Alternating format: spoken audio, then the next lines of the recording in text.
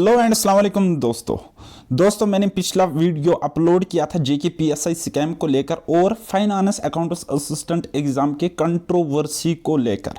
ठीक है, क्योंकि चुनाचे अभी फाइनेंस अकाउंटेंट असिस्टेंट में स्कैम हुआ कि नहीं हुआ है अभी कुछ भी क्लियर नहीं है, तो I am no one here to discuss कि इसमें स्कैम हुआ है, स्क्रैप करो एंड सो ऑन। बात यहाँ पे छेड़ी थी कि मैंने वहाँ पे एक ऑनेस्ट पर्सनल ओपिनियन रखा था सामने मेरे पिछले वीडियो में। अगर आपने अभी तक नहीं देखा है तो आप उसको अभी जाके देख सकते हो कि एग्जैक्टली क्या हुआ है, क्या सीन है हमारी जम्मू कश्मीर में। तो मैंने यह कहा था कि इन्वेस्टिगेशन प्रोब होना चाहिए, चाहे फाइनेंस की बात करेगी या दीगर एग्जाम्स की बात करेगी, लेकिन फास्ट ट्रैक होना चाहिए। जेके पीएसआई को मैंने 100% सपोर्ट किया था फॉर री एग्जाम या स्क्रैप के लिए, और वहीं मैंने फाइनेंस अकाउंटेंट असिस्टेंट में बोला था कि सिलेक्शन लिस्ट आनी चाहिए, ज्वाइनिंग आनी चाहिए, लेकिन ये पॉइंट पे कोई गौर ही नहीं करता है। और उसके बाद मुझे ये लाइन पढ़ के बच्चों ने कहा कि आपका ये डबल स्टैंडर्ड क्यों, कि जेके पीएसआई में आप बोलते हो री एग्जाम करो, स्क्रैप करो, और यहाँ पे बोलते हो सिलेक्शन लिस्ट ज्वाइनिंग दे दो। ठीक है, तो गाइज इस पॉइंट को भी थोड़ा सा पढ़ने की जरूरत थी मेरे ख्याल से। मैंने यहाँ पे कहा selection list and joining of deserving aspirants only. ठीक है, अगर सिलेक्शन लिस्ट में सारे के सारे बच्चे डिजर्विंग है या आप में इतनी कैपेबिलिटी है कि आप फिल्टर आउट, यानी कि कहने का मतलब है आप दूध और पानी में से दूध अलग और पानी अलग निकालो। अगर आप में इतनी कैपेबिलिटी है तब जाके मैं चाहूंगा कि इसका सिलेक्शन लिस्ट आना चाहिए। ठीक है, but is this logically correct? क्या ये लॉजिकली पॉसिबल है? हो भी सकता है, नहीं भी हो सकता है, लेकिन मेरा ओपिनियन मानो तो मुझे लगता है 90% दिस इज नॉट पॉसिबल। तो हम आगे बात करेंगे क्यों पॉसिबल नहीं है और क्या होगा अगर जेके फाइनेंस अकाउंटेंट असिस्टेंट में स्कैम पकड़ा गया तो। ठीक है, स्कैम हुआ है कि नहीं हुआ है, बहुत सारे बच्चों को पता है कि स्कैम हुआ है, लेकिन अब मसला यह है कि ये स्कैम प्रूफ होता है या नहीं होता है।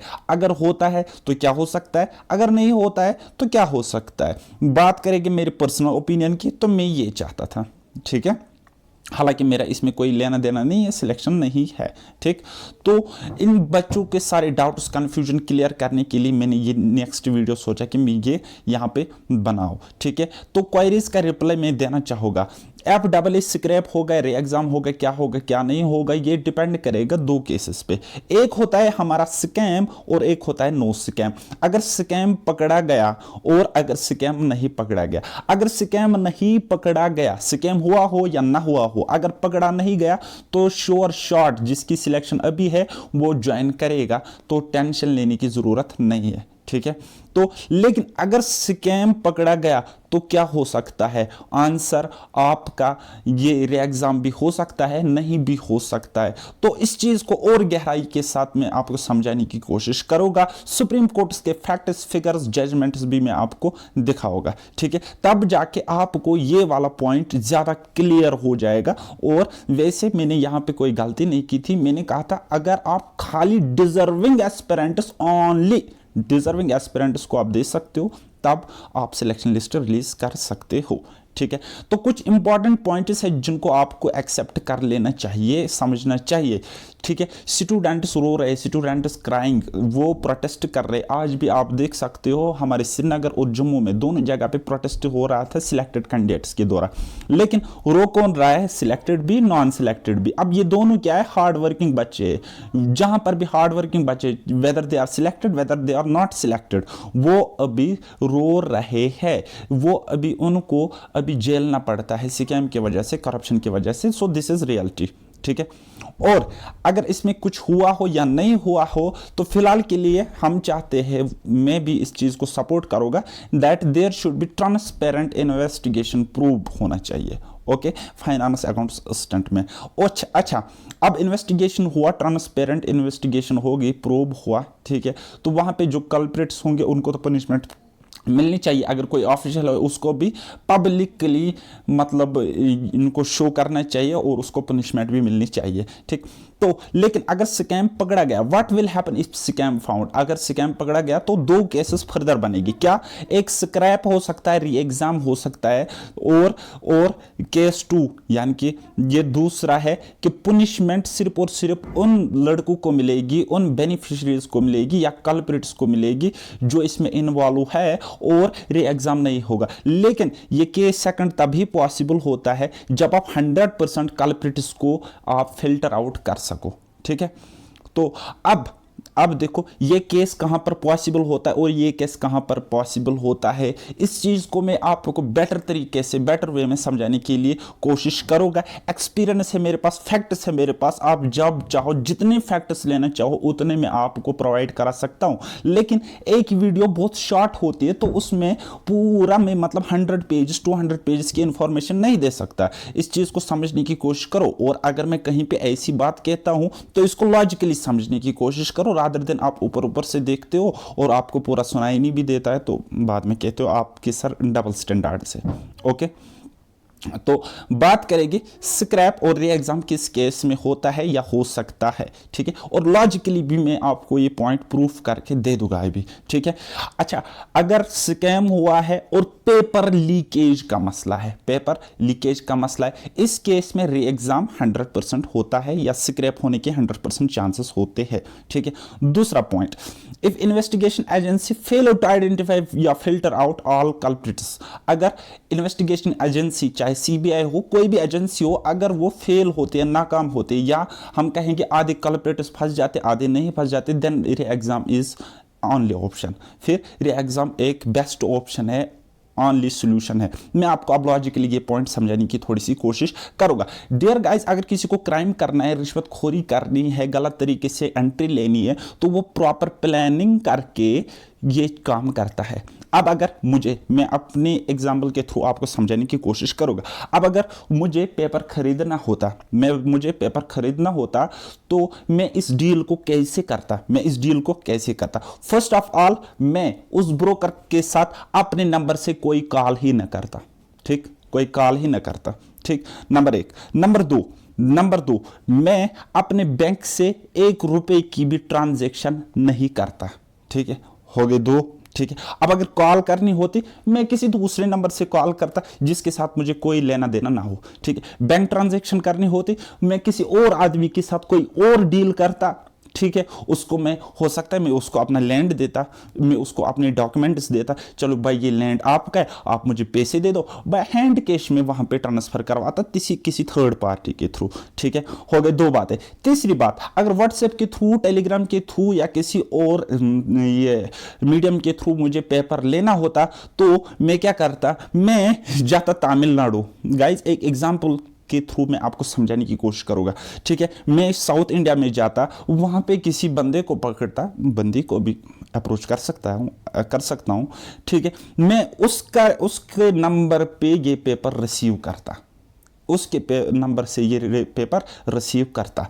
जब सीबीआई प्रोब होता, ना मेरी कोई कॉल है मेरे नंबर से, ना मेरे बैंक से कोई ट्रांजैक्शन है। ठीक है, और ना ही मेरे नंबर पे कोई पेपर फॉरवर्ड हुआ, तो बताओ मैं पकड़ा कहां से जाऊंगा?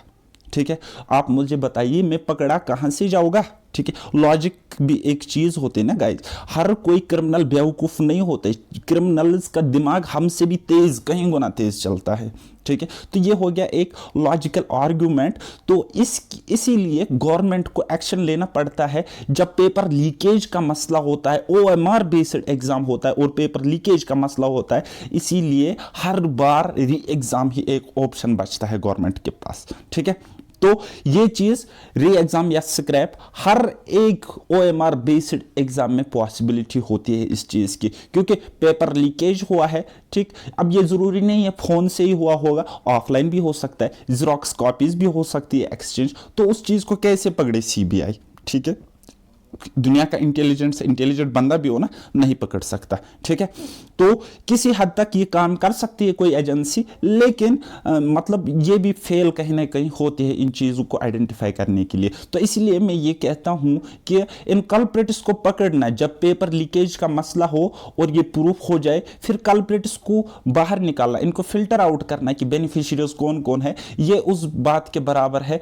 कि मिल्क को आप दूध से अलग करो किसी मिक्सचर से। वैसे मिक्सचर एंड एलिगेशन में आज आपको पढ़ाता भी हूं यूट्यूब पे, तो देख लेना मिक्सचर क्या होता है। ठीक है, तो कुछ स्टैंडर्ड फैक्ट्स एंड फिगर्स, कुछ केसेस भी दे देंगे। ठीक है, एसएससी सीजीएल 2013 जिसका री एग्जाम हुआ फिर 2014 में इसका री एग्जाम हुआ। क्या होता था, ओएमआर बेस्ड एग्जाम होता था, पेपर लीकेज के एलिगेशंस थी, री एग्जाम हुआ। एसएससी जीडी 2015 सुप्रीम कोर्ट ने आदेश दिए इनका री एग्जाम करो। क्यों? क्योंकि पेपर लीकेज का मसला है। Fire service exam Jammu J&K fire and emergency exam 2018 में हुआ था। जे.एंड.के हाई कोर्ट और प्रिंसिपल सेक्रेटरी की डायरेक्शंस आ गई कि इनका री एग्जाम करो, और एग्जाम होने के बाद भी स्कैम ही हुआ, खैर वो दूसरा मसला है। तो इनका री एग्जाम हुआ। एलिगेशंस ये थी कि पेपर लीकेज हुआ है और मास कॉपी मास चीटिंग हुई है। ठीक है, अब मास कॉपी मास चीटिंग, तो इसमें हम बेनिफिशियरीज को 100% पकड़ सकते हैं तब जब हर किसी रूम में हमारा सीसीटीवी कैमरा इंस्टॉल हो, लेकिन इस केस में ऐसा बिल्कुल भी नहीं था। फायर सर्विस के केस में और पेपर लीकेज के एलिगेशंस थे, बाद में वो थोड़े से 1% प्रूफ हुआ तो री एग्जाम कंडक्ट कराना पड़ा। तो ये रहता है गाइस सीन। ठीक है, अब अगर हमारी इन्वेस्टिगेशन एजेंसी इतनी चालाक है, इतनी इंटेलिजेंट है कि वो 100% कल्प्रिट्स को पकड़ सकते हैं फाइनेंस के अकाउंट्स एग्जाम में, तो मैं चाहता हूं कि सिलेक्शन लिस्ट निकले और टाइम वेस्ट ना हो हार्ड वर्किंग एस्पिरेंट्स का, क्योंकि हर बार बलि के बकरे बन जाते हैं हार्ड वर्किंग एस्पिरेंट्स, बेचारे उनकी क्या गलती है। ठीक है, तो बाकी एक और केस बनता है अगर स्कैम पकड़ा जाता है तो उसमें क्या होता है, डिबार किया जाता है कल्प्रिट्स को,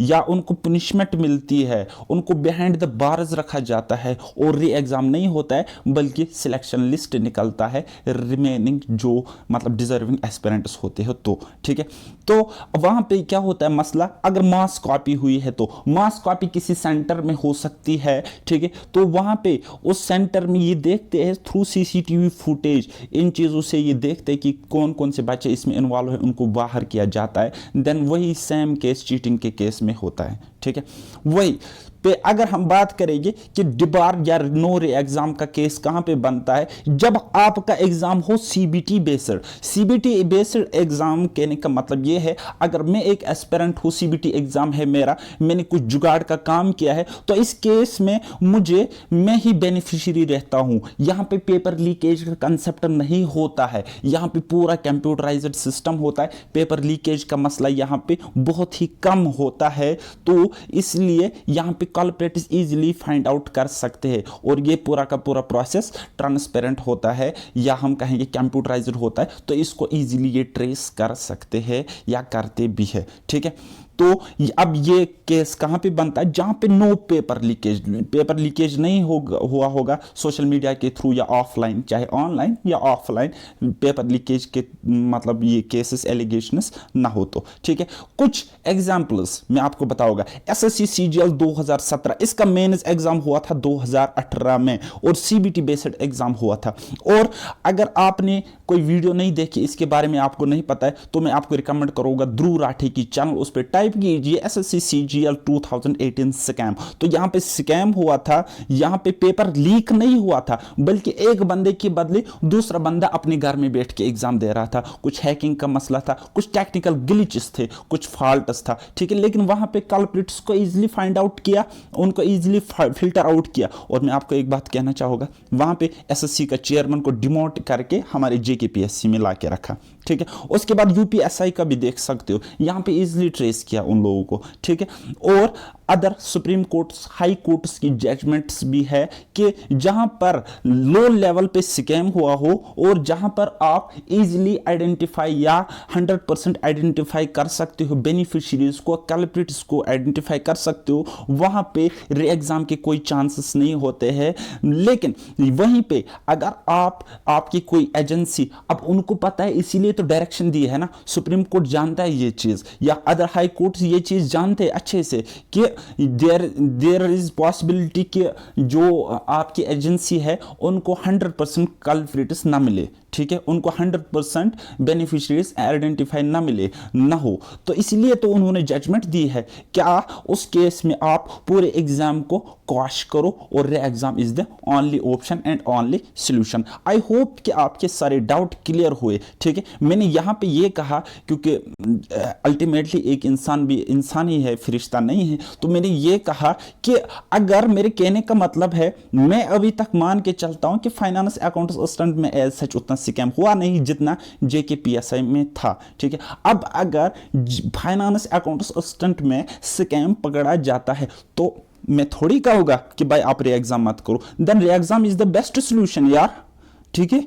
क्योंकि जब यहां पे बड़ा स्कैम पकड़ा जाएगा, अगर पकड़ा जाता है, मैं अगर कहता हूं अगर पकड़ा जाता है और ये पाया जाता है कि पेपर लीकेज का मसला है, देन श्योर शॉट मेरा सपोर्ट भी रहेगा रे एग्जाम के लिए। बट मैं पर्सनली क्या सोचता हूं वो मैं पर्सनली सोचता हूं and this was my personal opinion, okay. तो समझने की कोशिश